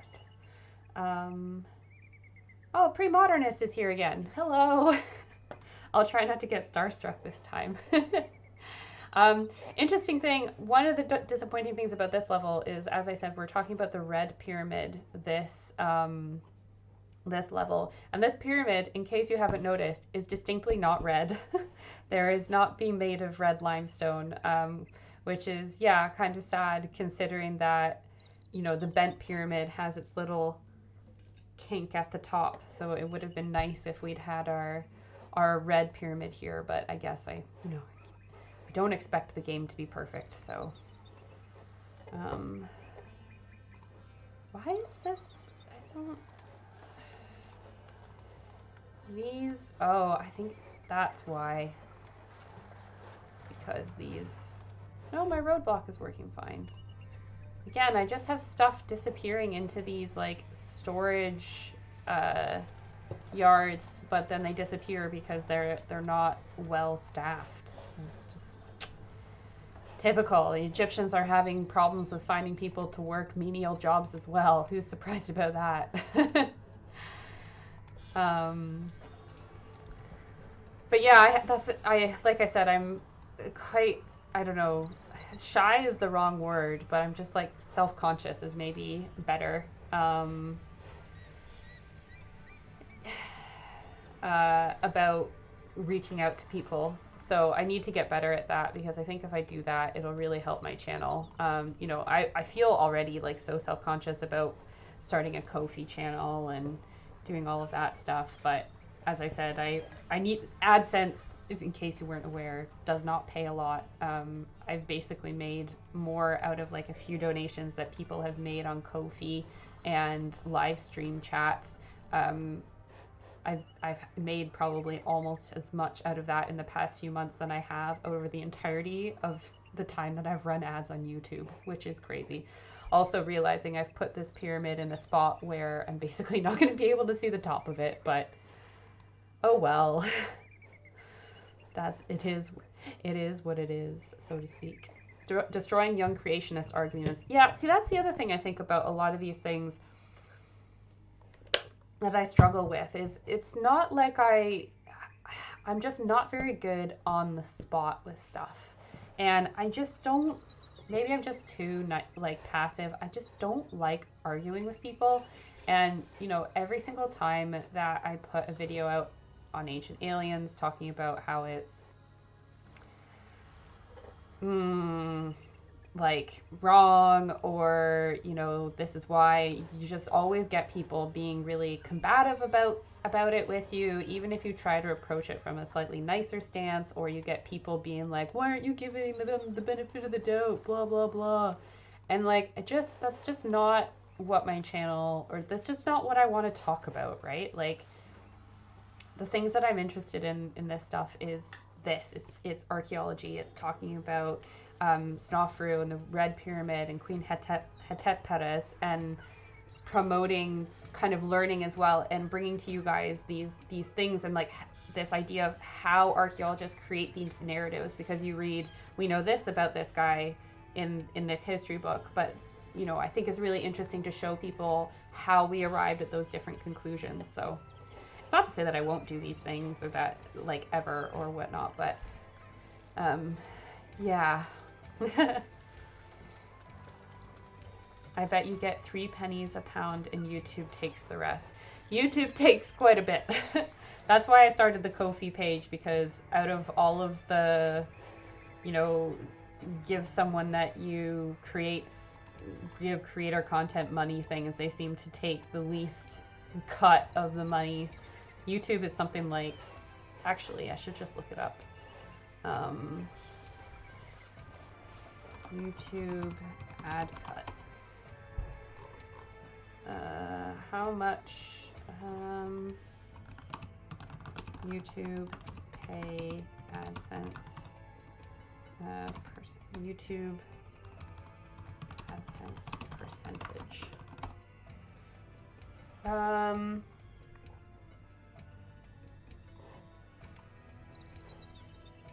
much did YouTubers make?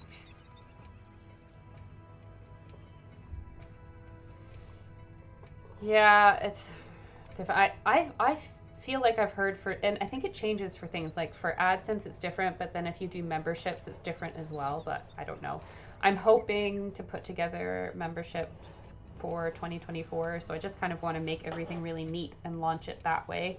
But again, that's something for the end of year live stream, so you'll just have to stick around for that.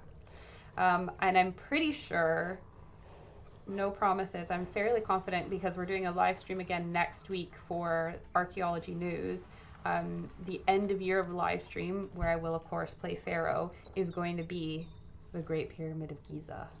We're going to be building the Great Pyramid of Giza and the Sphinx at the end of the year to tie everything off. So I'm quite excited for that.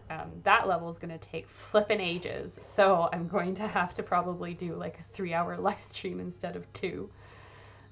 Sweet, more help from the gods. Oh, we can't see the top of our pyramid. The irony that this is one of the only 4th Dynasty pyramids that we actually probably have a capstone for, and we're not even going to see it on screen.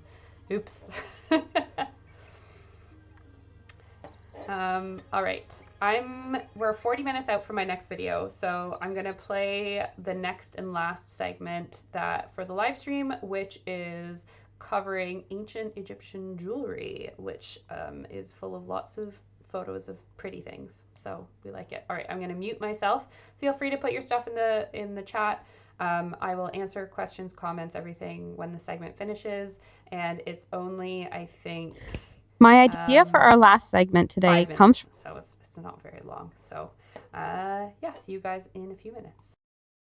From this book that I bought a few years ago called Ancient Egyptian Jewelry by Nigel Fletcher Jones.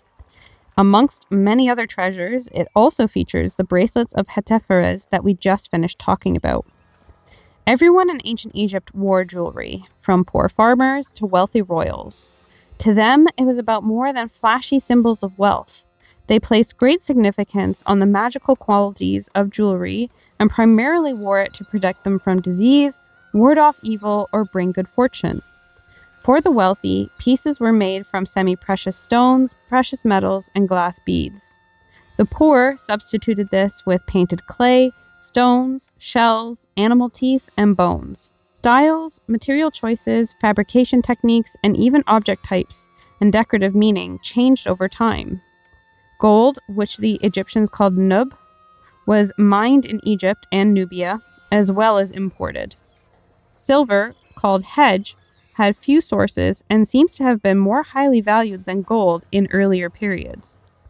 Gemstones such as lapis lazuli and turquoise were imported and were less available during unstable political periods. Meanwhile, some locally available materials were popular only during certain times.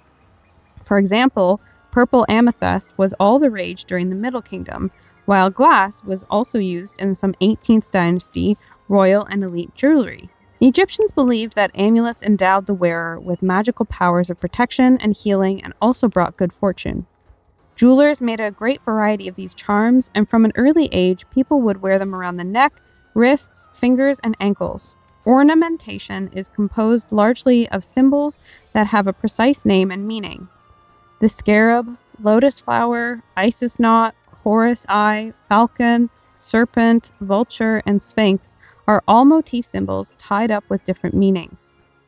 The scarab, for example, represented the idea of rebirth and regeneration. The use of gold is predominant, and it is generally complemented by the use of the 3 colors of Hirset, Mefkat, and Khesped, aka carnelian, turquoise, and lapis lazuli. Although there was a set, fairly limited repertoire of decorative motifs to be used, artisan craftsmen created a wide variety of compositions based mainly on strict symmetry or, in the jewelry made of beads, on the rhythmic repetition of shapes and colors. Necklace beads, generally made of gold, stones, or glazed ceramic, are cylindrical, spherical, or in the shape of spindles or discs, and are nearly always used in alternating colors and forms in many rows. The necklaces have two distinct main forms. One, called the manat, was composed of many rows of beads in different shapes and colors, with a pendant and a decorated fastening that hung down behind the shoulders. The other was the usek, which is the broad collar type you probably think of when you think Egyptian necklace. It had many rows and a semicircular form. Faience beads were quite famous for both the living and the dead. Faience is a clay mix from sand, limestone, soil, dirt, and water that would be shaped and then fired at a low temperature to make glossy, hardened beads, animal figurines, and sculptures.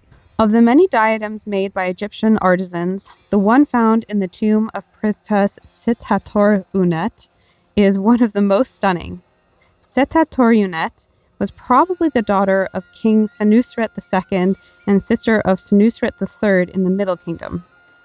This remarkable diadem was found with the rest of her treasures when Flinders Petrie and Guy Brunton explored her shaft tomb in 1914. They initially found little apart from her red granite sarcophagus and a set of canopic jars, but then they found a niche in the wall that had been plastered over. Inside were 5 boxes containing Setator-Unet's diadem, jewelry, a mirror, razors, and pots for cosmetics. The diadem was meant to be worn over a wig. It consists of a sheet gold headband joined at the back. At the front is a detachable rearing uraeus cobra with a lapis lazuli head, garnet eyes, and a hood made of carnelian turquoise and lapis lazuli. The serpent's body is worked in cloison, and around the circumference of the headband are 15 cloison rosettes. 3 hinged pairs of gold streamers fall off the band, and at the back 2 plumes emerge from a papyrus bud. These plumes are associated with priestesses of Hathor, which suggests that the princess, who shares part of her name with the goddess, also might have been one of these priestesses. A few Egyptian jewelry workshops have been excavated, but most of what we know about ancient craftsmen and their techniques comes from tomb scenes. In the New Kingdom tomb scenes of Sobek-Hotep and Uruk-Mire, some workmen drill beads with quadruple and triple bow drills, while others string beads. Throughout ancient Egypt, jewelry was offered at temples, buried in tombs, stolen from the mummified, presented as gifts and rewards, and worn to the temple, tomb, and marketplace. These are small, sometimes valuable, and often intricate artifacts which present us with intimate and important ways that we can study Egyptian culture. Okay, we're going to start our segments today giving you the cliff notes about... Okay, that's that for that segment. Oh, what did you guys think? What was your favorite shiny thing that we just saw? I love the diadem. I think that that's absolutely gorgeous. I found a lot of those images of the jewels that I featured from the British Museum website. And I like I said, there'll be links to those in the description of this stream that will probably, I'm going to add them in tomorrow, let's be honest. After tonight, I have to have my dinner once the premiere ends, and then I'm going to relax. I've been doing a lot of work on the prepping for tonight and then also for next week. Oh no. Oh, the Libyans are destroying things. That's rude. These guys, I just like, could you not? Maybe? Could you just like let me finish my games so that I can get on to the next thing? Joaquin has also asked in the chat if children wore jewelry. Yes, they would have also worn jewelry as well. Probably not as rich jewelry as their parents, but like they said, like amulets and stuff like that would have been important for protecting children from disease, especially when they're younger. So that's entirely normal. I don't know if you spotted the like ear spacers that were featured in there. there was some, yeah, it looks like they had some pretty, some people probably had some pretty stretched earlobes in ancient Egypt, which I always find kind of like entertaining considering like some of the rhetoric that I like remember, or like, you know, when I was growing up, you know, ear stretchers had a very distinctive, like, you know, they were kind of you know, they're for hippies, I guess, or like, or stoners, I guess, is another word that was used. So they had a very distinctive like association. So where are all these homeless people coming from? Oh, they're probably up here, but like, where are they all leaving? I don't know. It's probably because I don't have enough pottery. Oh well. I started myself a little accessory village here to try and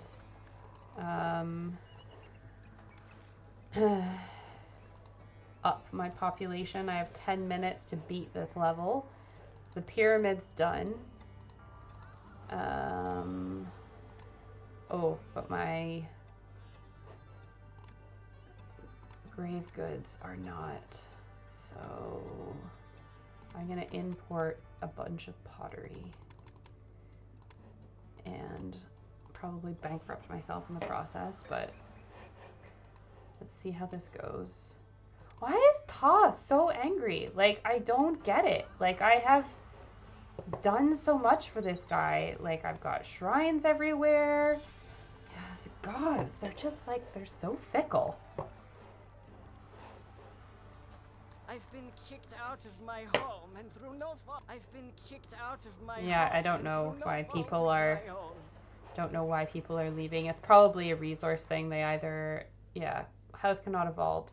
Yeah, it's pottery. So that's the thing about this one, is that there's just not, like, I'm either not importing enough clay or I just don't have enough potters running, but I'm a bit cramped in this space. So that's why I'm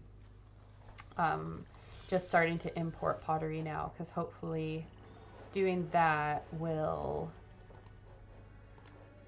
lift my housing rating. I'm also just putting in a bunch of work camps to suck up all of these, like, unemployment from all of these extra people. So that I don't go, like, basically too far too fast. Let's see how this goes.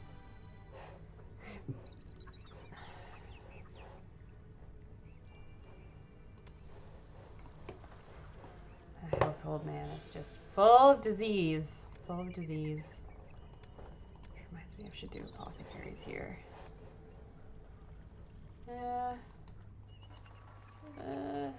But it's a good place to live. Ta wishes that all the unemployed could find productive work. Huh! I've never had that hint before. 14%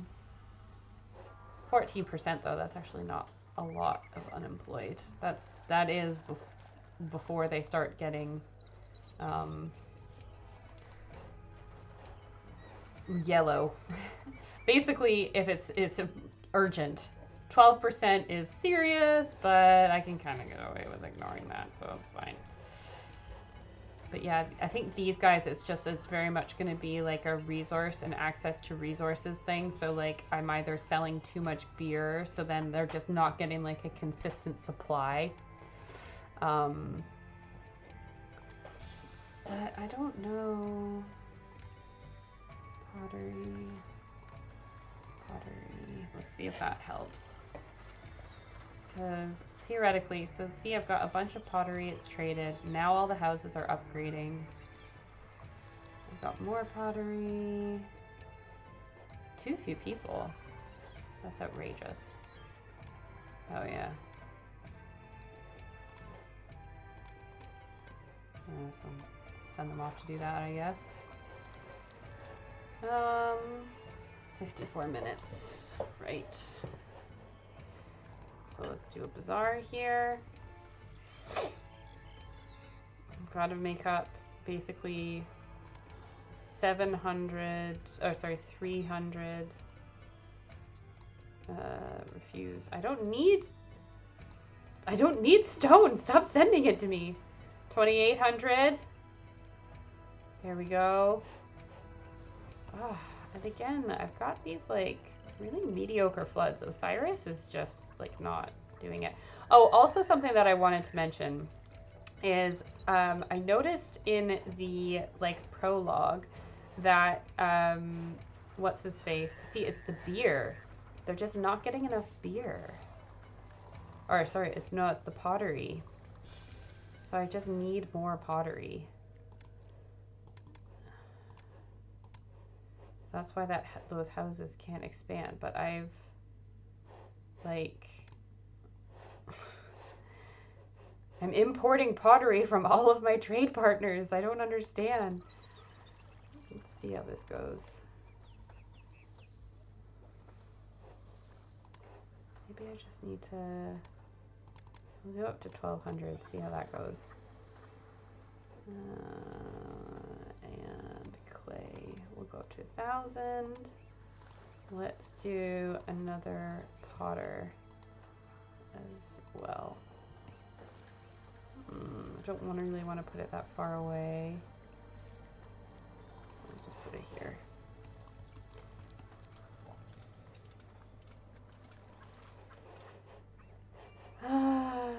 Oh, 3,000. Look at that. Okay, why have I not finished the mission then? 32, 38, 35.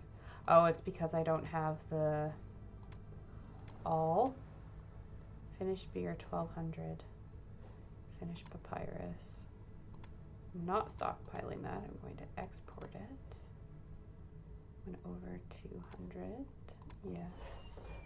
All right, I've got 4 minutes to get enough pottery for my pyramid.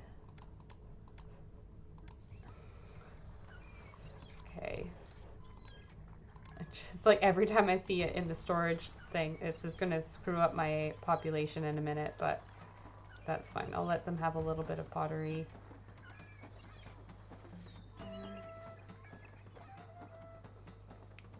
Just like what I really need, or what I really should put in, is a second dock, because I'm sure that this dock is causing me problems in that I only can do like one ship at a time. So if I were to play this over again, I would have more than one dock, so then I can process more than one trader at a time. It's like the benefit to the land traders, they just walk up to your storage yard and drop off their stuff, but the ship ones, they have to get stuff from the storage yard dropped off at your storage yard, which is annoying. Okay, I've got 3 minutes, come on. I just don't know where all of my pottery, all of my clay is going. Like, I don't have another industry that uses it. I'll get rid of the carpenters just in case, but like, these guys don't use it, these guys don't use it, these guys don't use it. So like, where is all of the clay going? This is what I need to know. I don't care about the armies. See? It's this brick guy. This brick guy is taking all of my pots, all of my clay, and it's screwing me up. Alright, I'm almost at... Okay. Alright. My pyramid is finished. Pure oil provisions are done. And I'm now actually having clay come in. So, my housing should get upgraded. Oh, 1 second. Refuse. I gotta save this because next time, this is where we are going to begin from. Dahshur.